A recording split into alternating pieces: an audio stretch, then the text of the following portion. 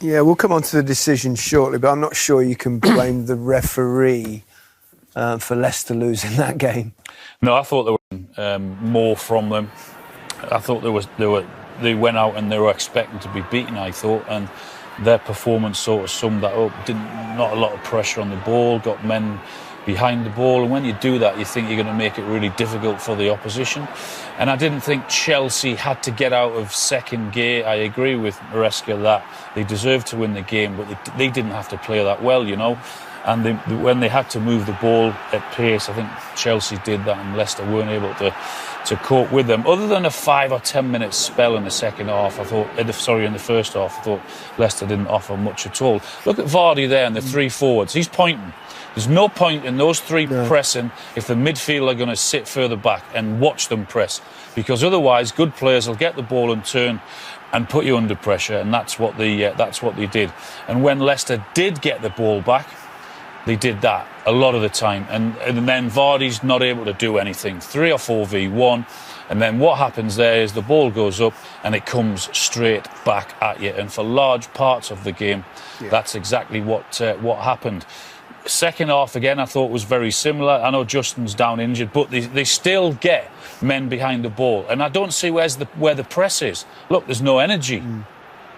There's no one coming out. Take a touch, Cucurella. Take 3 touches, pick your head up, put the ball into the box, get your header away, Jackson, and Fernandes follows it up and gets their second goal. And that's when they were chasing the game. So it was a disappointing performance, I thought, from Leicester. I wouldn't disagree. A couple of decisions to look at. One for each side.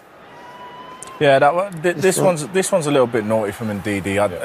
It's very high. It looks worse in the slow-mo. You can see how high he actually catches Palmer. That'll be a sore one for him. I'm not sure if that's a red. This one's not a penalty for me. I think Fofana, he keeps his legs still, initiates the contact, I think.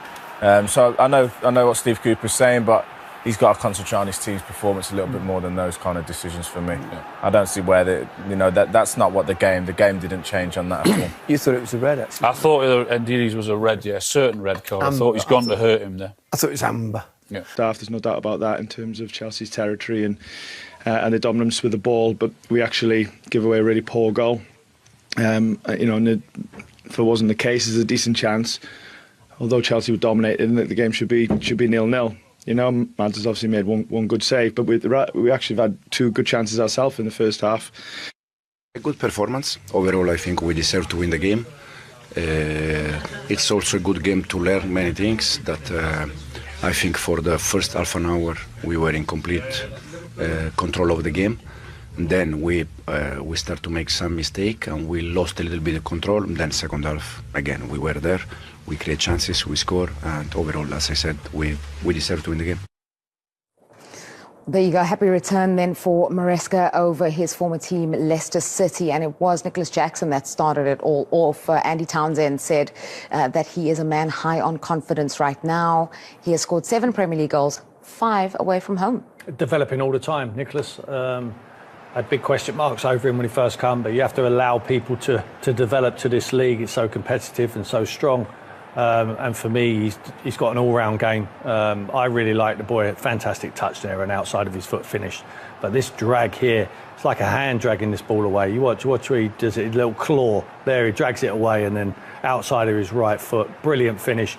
Full of confidence at the moment. I agree with Andy. This boy is developing into some striker. He's not Didier Drogba at the moment and maybe never ever will be, but they're on the right lines with him. Yeah, second most open play goals in the Premier League so far this season. This challenge from Ndidi will be talked about on Palmer. Shown a yellow card. Was that the correct call? No, not for me. I think it's a definite red. That he can't get the ball from where he is, first of all, to start with. And to put a tackle there and still follow through with the left, it's almost like it's the nasty tackle for me.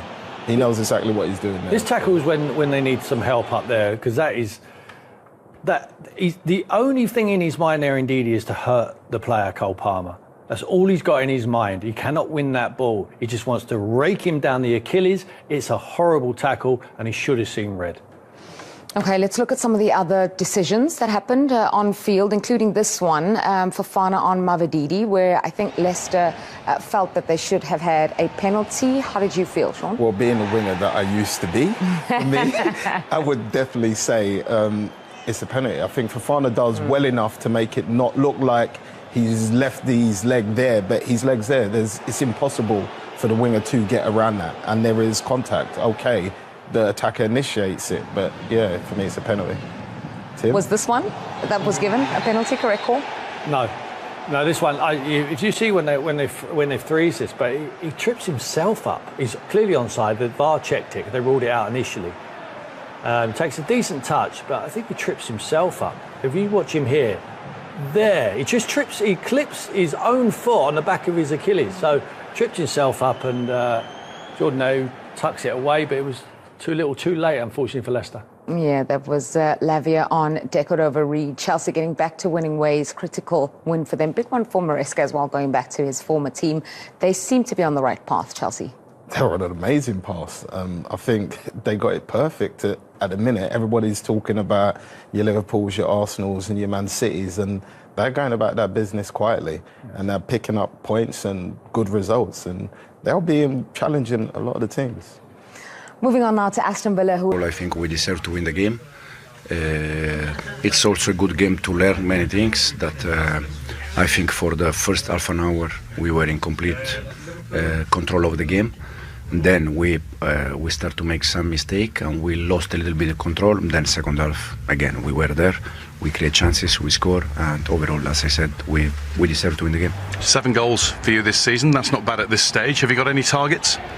No, and the target is always to win every game and try to fight for the team and score and win every game and get 3 points every game. We've had a lot of bad luck with this referee this year, and I know sometimes it goes like that. This is through VAR and officiating on the pitch. I think it's our 3rd or 4th game with him, and it's not been the best of times for us, and that's obviously continued to today. It's a pity because it's going to be all the talking points, and hopefully there's not too many more this weekend in the other games. Yes, where we're at a little bit. I'm just disappointed it's us on the wrong end of it.